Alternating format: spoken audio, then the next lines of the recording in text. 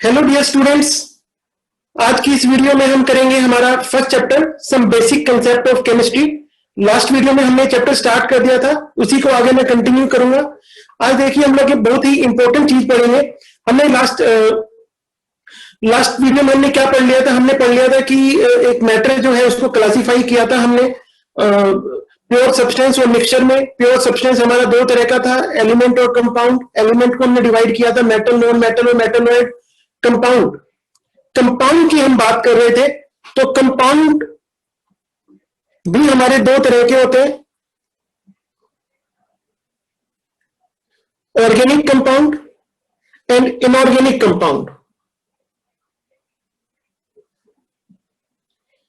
तो आप लोग बहुत अच्छे से जानते हैं ऑर्गेनिक कंपाउंड क्या होता है। हम लोग 9th-10th में भी पढ़ते रहे हैं। ऑर्गेनिक हमें समझाया जाता था, ऑर्गेनिक कंपाउंड वो होते हैं जिनमें कार्बन होते हैं। तो एक्चुअली इनिशियली ऐसे कंपाउंड जिनमें कार्बन पाए जाते थे वो हमें जनरली या तो प्लांट से मिलते थे या एनिमल से मिलते थे। तो प्लांट्स और एनिमल से मिलते थे, इसलिए उनको नाम दे दिया गया organic compound.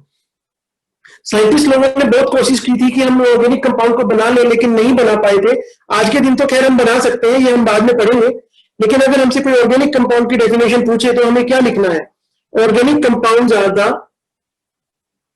Hydrocarbons. Organic compounds are the hydrocarbons. Hydrocarbon means hydrogen plus carbon and their derivative. Derivative का मतलब जो उनसे मिलकर बना हो। हालांकि कुछ कुछ एक्सेप्शन होते हैं, जैसे कार्बोनेट्स एंड बाइकार्बोनेट्स, इनको हम ऑर्गेनिक कंपाउंड के अंदर कंसीडर नहीं करते। जैसे sodium carbonate, sodium bicarbonate, they are not considered as organic compound although they contain the carbon and hydrogen. Okay dear students, तो ऑर्गेनिक कंपाउंड्स क्या है? हाइड्रोकार्बन, सिर्फ कार्बन है तो हम उसको ऑर्गेनिक कंपाउंड नहीं बोल सकते। Hydrogen plus carbon and their derivatives. And now what do you mean by inorganic? So I think it is clear, जो नॉन लिविंग मटेरियल से मिलता है, नॉन लिविंग सोर्सेज से जो हमें कंपाउंड मिलते हैं, those compound are known as inorganic compound. तो आई थिंक आपको क्लियर हो गया होगा कि ऑर्गेनिक कंपाउंड क्या होते हैं और इनऑर्गेनिक कंपाउंड क्या होते हैं। अब हम कंटिन्यू करते हैं, नेक्स्ट टॉपिक हमारा mixture. So what is mixture?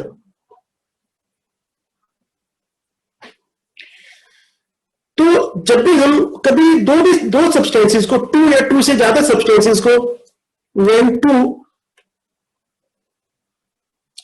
or more than two substances are mixed in any ratio, it is called mixture.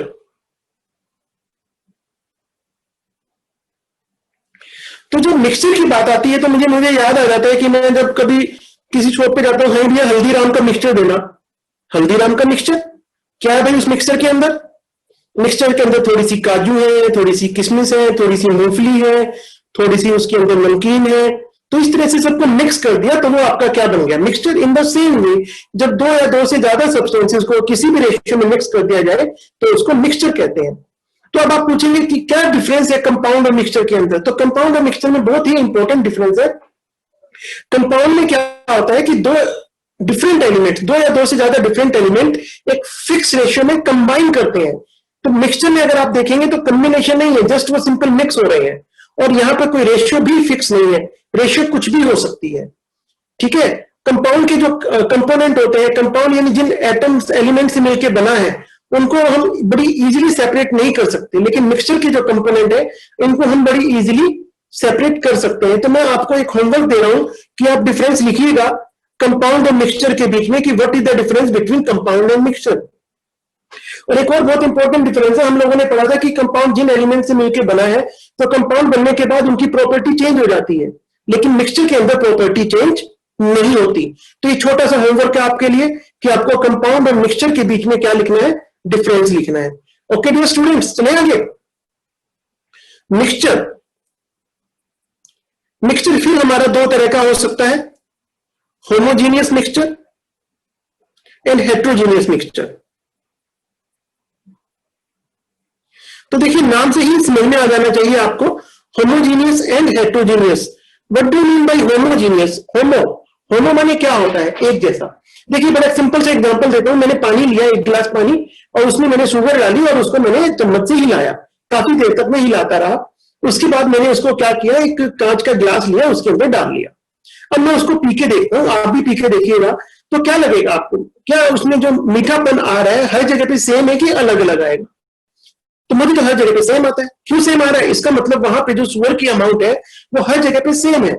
तो this is the homogeneous mixture. तो what is homogeneous mixture? Homogeneous mixture is that which has uniform composition, which has uniform composition throughout the mixture, जिसमें uniform composition है, एक हर जगह पे amount क्या है, same है। तो पानी में चीनी डाल दो, आप उसको डिजोल्व करो, फिर देखो हर जगह पे चीनी की अमाउंट क्या है, सेम है। आप पी के देखिए, हर जगह पे आपको सेम टेस्ट आएगा। इन the same way heterogeneous mixture. तो हेट्रोजेनियस मिक्सचर का एक एग्जांपल ले लेते हैं, बड़ा सिंपल सा। एक काम करें, आप वाटर में ऑयल डाल लें, तो वाटर अलग ऑयल अलग। वाटर में मिट्टी डाल दें, पानी में मिट्टी डाल लीजिए, तो पानी में मिट्टी डालेंगे तो हर जगह पे मिट्टी की अमाउंट सेम तो नहीं होगी, नीचे बैठ जाएगी, ऊपर की तरफ थोड़ी कम होगी। तो heterogeneous mixture is that which do not have uniform composition, जिसमें यूनिफॉर्म कंपोजिशन नहीं होती। So this is known as your mixture. तो बेटा अभी तक हम लोगों ने देखिए क्या पढ़ लिया, हम लोगों ने बहुत ही इंपॉर्टेंट चीज पढ़ ली है, element, compound, mixture, atom, molecule, ये सब चीजें हम लोगों ने इसके अंदर पढ़ ली है। अब यहां पर हम एक बहुत ही इंपॉर्टेंट चीज करने जा रहे हैं आज, ध्यान से देखिएगा, एटॉमिक मास। एटॉमिक मास आप लोग जानते हैं, सोडियम का एटॉमिक मास कितना होता है, 23। कार्बन का एटॉमिक मास कितना होता है, 12। एल्यूमिनियम का एटॉमिक मास कितना होता है, चलो ये मैं आपके लिए छोड़ देता हूं कि एल्यूमिनियम का एटॉमिक मास कितना होता है। ओके, अब हर चीज की एक ना कुछ यूनिट होती है। देखिए हम लोगों ने मार्केट से राइस खरीदे कितने, 2 kg, तो यूनिट है ना उसकी किलोग्राम। आपने मार्केट से कोई कपड़ा खरीदा 1 मीटर 2 मीटर, तो हर चीज की यूनिट होती है। ऐसे ही जो एटॉमिक मास है इसकी भी कुछ ना कुछ यूनिट होगी। तो भैया इसकी यूनिट क्या होती है, तो इसकी यूनिट होती है AMU, एटॉमिक मास यूनिट। लेकिन आजकल ये मॉडिफाई हो गया है, ये चेंज हो गया है और AMU की जगह लिखा जाता है U। तो what is U?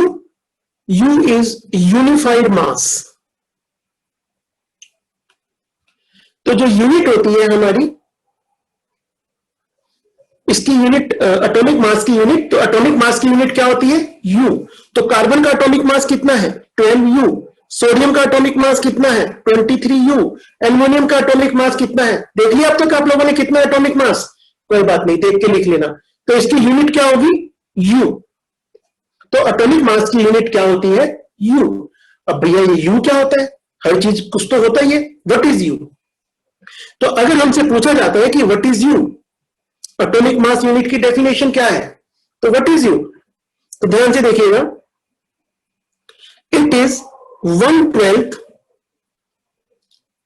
Of the mass of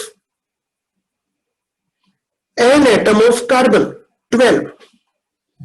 carbon 12 के एक एटम का जो मास है उसको अगर मैं 12 से डिवाइड कर दूं तो जो आएगा दैट इज कॉल्ड U। अब आप यहां पे पूछेंगे कि कार्बन क्यों लिया, ऑफ कोर्स पूछना चाहिए आपको कि यहां पे कार्बन क्यों लिया। तो देखो बेटा, कभी ना कभी किसी को कुछ तो लेना ही था। तो जब स्टार्ट हुई है हमारी यूनिट एटॉमिक मास की, तो आपको मैं बताऊं कि सबसे पहले हाइड्रोजन को रेफरेंस माना जाता था, तो हाइड्रोजन के रिस्पेक्ट में हम इसकी यूनिट निकालते थे। लेकिन जब हम हाइड्रोजन को रेफरेंस लेके चलते थे तो बड़ी दिक्कत यह आ रही थी कि जो एटॉमिक मास थे वो काफी फ्रैक्शन के अंदर आ रहे थे। तो इसलिए फिर हाइड्रोजन चेंज हुआ, हाइड्रोजन चेंज करके ऑक्सीजन आया, फिर ऑक्सीजन को भी चेंज किया गया और ये देखा गया कि अगर हम कार्बन के रिस्पेक्ट में निकालते हैं तो थोड़ी कैलकुलेशन इजी होती है। तो इसलिए आज के दिन science is flexible, science change होती रहती है। आज हम जो पढ़ रहे हैं पता नहीं कुछ सालों बाद हमें पता लगे कि हम तो गलत पढ़ रहे थे। तो आज के दिन जो U है तो एटॉमिक मास यूनिट यू, तो what is you? It is 1/12 of the mass of an atom of carbon. Carbon के एक एटम का जो मास है उसको अगर हम 12 से डिवाइड करते हैं तो यू आएगा। तो ये आपको याद रखना है। और यहां पे मैं एक बहुत इंपॉर्टेंट चीज बताने जा रहा हूं, 1 u is equal to 1.6 into 10 की पावर -24 ग्राम। तो ये आप बहुत अच्छे से याद कर लीजिएगा। कैसे आया ये मैं आपको नेक्स्ट वीडियो में बताऊंगा। तो 1 यू किसके इक्वल होता है? 1.6 इंटू 10 की पावर -24 ग्राम। इसमें ज्यादा कंफ्यूज होने वाली बात भी नहीं है। देखिए यूनिट होती है हर चीज की अलग अलग। जैसे आपने पढ़ा होगा कि एनर्जी की यूनिट क्या होती है, जूल होती है, अर्ग होती है, हर चीज की ऐसे अलग अलग यूनिट होती है। ऐसे ही एटॉमिक मास की यूनिट क्या है? यू। और अगर आपको मन कर रहा है नहीं मुझे ग्राम में लेना है तो ग्राम में भी ले सकते हैं, पर आपको पता होना चाहिए कि 1 u is equal to 1.6 into 10 की पावर -24 ग्राम। 1 यू किसके इक्वल है? 1.6 इंटू 10 की पावर -24 ग्राम। ये कैसे आया ये आपको मैं नेक्स्ट वीडियो में बताऊंगा। अभी यहां पे आप देखते रहिए, बहुत इंपॉर्टेंट चीज मैं आपको बताने जा रहा हूं। अभी हम बात कर रहे हैं एटॉमिक मास की। तो सबसे पहले तो मैं आपको कुछ इसकी डेफिनेशन बताने से पहले, डेफिनेशन तो देखिए पेपर में कोई भी याद करके लिख देगा, मैं यहां पे आपको समझाना चाह रहा हूं। सोडियम का एटॉमिक मास कितना है? 23। और यूनिट क्या है इसकी? यू। देखिए सबसे पहले बात तो आपको ये पता होना चाहिए कि जो एटॉमिक मास हम लिखते हैं ये एवरेज होता है। अब आप पूछेंगे एवरेज कैसे होता है? देखिए मैं बड़ा सिंपल से एग्जांपल देता हूं। आइसोटोप तो पता है आपको? आइसोटोप क्या होते हैं? Same atomic number but different mass number. जिनका एटॉमिक नंबर सेम होता है लेकिन मास नंबर डिफरेंट होता है। ये हम बचपन से पढ़ते आ रहे हैं। जैसे हाइड्रोजन के आइसोटोप क्या होते हैं? 1H1, 1H2, 1H3, है ना? तो इनका एटॉमिक नंबर क्या है? सेम है लेकिन मास नंबर डिफरेंट है। तो ये हमारे क्या कहलाते हैं? आइसोटोप। अब यहां पे अगर आप देखेंगे तो आइसोटोप की अगर हम बात कर रहे हैं तो क्लोरीन, मैं आपको बात कर रहा था क्लोरीन की, तो क्लोरीन के 2 आइसोटोप पाए जाते हैं। एक वो होता है जिसका एटॉमिक मास 35 है, एक वो होता है जिसका एटॉमिक मास 37 है। अब अगर आप मुझसे पूछ लें कि क्लोरीन का एटॉमिक मास क्या है, तो मैं 35 बोलूंगा कि 37 बोलूंगा। तो हमें इसकी एवरेज निकालनी पड़ेगी। क्या निकालनी पड़ेगी? एवरेज। और एवरेज निकालने का तरीका भी क्या होता है? देखिए ये पाया गया कि ये वाली क्लोरीन जिसका एटॉमिक मास 35 है, ये नेचर में 75% पाई जाती है और ये वाली क्लोरीन नेचर में 25% पाई जाती है। तो हम एटॉमिक मास कैसे कैलकुलेट करेंगे? तो हम इस 35 को मल्टीप्लाई करेंगे 75 से और 37 को मल्टीप्लाई करेंगे 25 से और फिर 100 से डिवाइड कर देंगे, तो इट विल कम 35.5। तो इस तरीके से हम किसी भी एलिमेंट का एटॉमिक मास कैलकुलेट करते हैं। तो हमें पता होना चाहिए कि ये जो एटॉमिक मास है ये हमारा एवरेज एटॉमिक मास होता है। कैसा होता है? एवरेज। और इसके ऊपर एनसीईआरटी में न्यूमेरिकल्स भी दिए हुए हैं। जैसे मैं एक छोटा सा एग्जांपल और लेके दिखाता हूं आपको। हमें 3 आइसोटोप दे दिए हैं, कार्बन के न्यूमेरिकल है एक, ये means it is a question. इनकी परसेंटेज हमें दे दी है 98.892, 1.108, 2 इंटू 10 की पावर -2। इनका एटॉमिक मास दिया है 12, 13.00335, 14.00317। और क्वेश्चन ये है कि आप इसका एवरेज एटॉमिक मास निकालिए। तो हम इसका एवरेज एटॉमिक मास कैसे कैलकुलेट करेंगे? Very simple. हम 98.892 को किससे मल्टीप्लाई करेंगे? 12 से।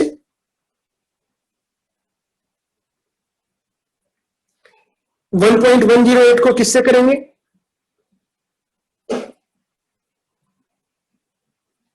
2 इंटू 10 की पावर -10 को किससे करेंगे? और टोटल डिवाइड कर देंगे किससे? 100 से।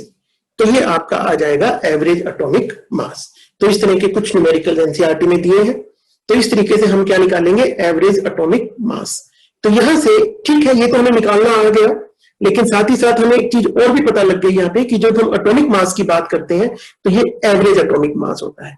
इसके अलावा आपको क्या समझना है, देखिए मैं एक सिंपल सा एग्जांपल लेता हूं। मार्केट से आप राइस खरीद के लाए 5 kilogram. So what it means, it means कि जो आपके पास राइस है that is 5 times greater than 1 kilogram. इसको मैं ऐसे भी लिख सकता हूं ना, 5 into 1 किलोग्राम मीन्स आपके पास जो राइस है it is 5 times greater than 1 kilogram. Means what are you are doing, you are comparing the rice with kilogram. In the same way जब हम सोडियम की बात कर रहे हैं कि इसका एटॉमिक मास 23 U है, तो what it means, it is 23 into 1 U। It means आप सोडियम के एक एटम को किससे कंपेयर कर रहे हैं, U से। और U हमारा क्या था, देखो बेटा ध्यान से समझने की कोशिश करना, 1/12 of the mass of an atom of carbon. It means जब भी हम किसी एटम के एटॉमिक मास की बात कर रहे हैं तो हम उसको किससे कंपेयर कर रहे हैं, कार्बन से, कि वो कार्बन से कितना हैवी है। तो इसलिए जब भी हम एटॉमिक मास की बात कर रहे हैं तो आपको यहां पे ये भी समझ में आना चाहिए कि this is your relative atomic mass. कैसा एटॉमिक मास है, रिलेटिव। तो रिलेटिव वर्ड आप लोग मुझसे अच्छे जानते होंगे, रिलेटिव वर्ड हम कब यूज करते हैं, तो रिलेटिव वर्ड जब यूज किया जाता है जब हम किसी से कंपेयर करते हैं। तो जब हम एटम को की यूनिट यू लिख रहे हैं, इट मींस हम उस एटम को यू से कंपेयर कर रहे हैं। तो अब देखिए, अब अगर मुझसे कोई एटॉमिक मास की डेफिनेशन पूछता है तो मैं एटॉमिक मास की क्या डेफिनेशन लिखूंगा, atomic mass of an element, atomic mass of an element is the average, is the average, average है, रिलेटिव है, average relative mass of an atom of element